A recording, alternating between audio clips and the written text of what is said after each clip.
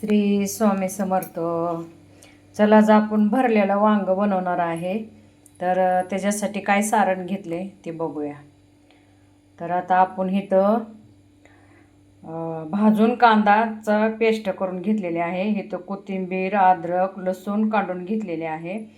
इथं आपला खडे मसाल्यापासून घरी बनवलेला मसाला घेतलेला आहे. इथं घरकुल मसाला आहे. इथं चवीनुसार मीठ आहे. इथं हळद आहे. इथं खोबरं आहे. इथं आपला घरचा काळा मसाला आहे. इथं शेंगदाण्याचा कूट घेतलेला आहे. बघा इथं टमाटर घेतलेला आहे आणि इथं वांगे घेतलेले आहेत अर्धा किलो. तर चला आता आपण भरून घेऊया. हे सगळे वांगे असे आपण चिरून घेतलेत. तर सगळा मसाला आता आपण ह्याच्यामध्ये भरून घेणार आहे. आणि वांग आपण असं हो का ह्याचे फोडे करून घेतलेले आहेत. आणि हो का इथून पण अर्ध्यातनं आपण असे हे केलेले आहेत हो का तोडलेले आहेत. का जर ह्यात काही किडे असतील तर लगेच दिसतात म्हणून आपण अर्धेले असे फोडी चार करून त्या फोडी पण अशा तोडून घेतलेल्या आहेत. हो का सगळे वांग्यात आपण भरून घेतलेले आहे. इथं कढई ठेवलेले आहे तेल गरम करण्यासाठी. तर आता आपण फोडणी देऊन घेऊया.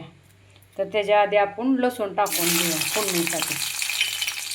मस्त असा खरपूस भाजून घेऊया लसूण. हो का आपला लसूण आता खरपूस भाजलेला आहे. आपण जिरे आणि मोहरी टाकून घेऊया आणि कढीपत्ता. मस्त असं खरपूस. आणि फोडणी चांगली खरपूस बसली की चवीला वांग भाजी कुठली पण छान लागते. आता आपण टमाटर टाकून घेऊया.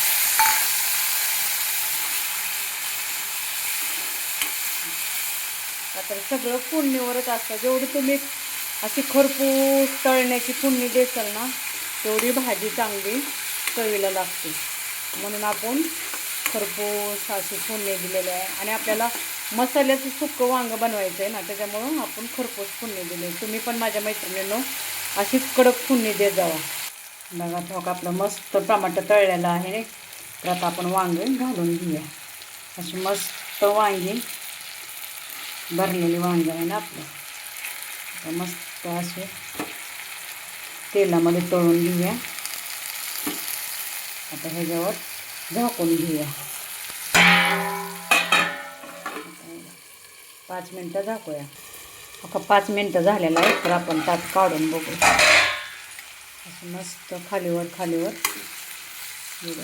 हे तळून निघलेलं आहे वरचं पण.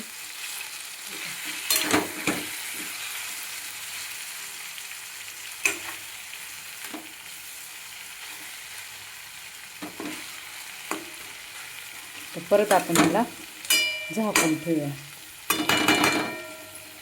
आणि ह्याच्यावर थोडं पाणी टाकूया.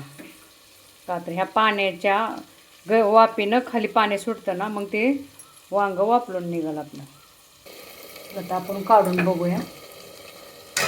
आपण ह्याच्यावर पाणी ठेवलं होतं ना जरा. बघा मस्त आपलं असं वांग झालेलं आहे.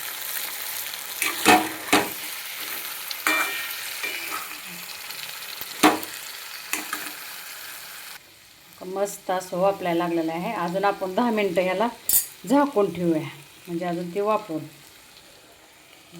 आपण वरती पाणी ठेवलेलं आहे. आत काय पाणी ओतलेलं नाही. का तर आपल्याला हे सुक्कं मसाल्याचं वांग बनवायचं आहे म्हणून आपण नुसतं वरही पाणी ठेवलेलं आहे. हो का आता मस्त आपलं वांग झालेलं आहे सुक्कं. तर आपण ज्वारीच्या भाकरीसंग खाऊ शकतो, चपातीसोबत खाऊ शकतो. आपल्याला ज्याच्यासोबत खायचं आहे त्याच्यासोबत आपण खाऊ शकतो.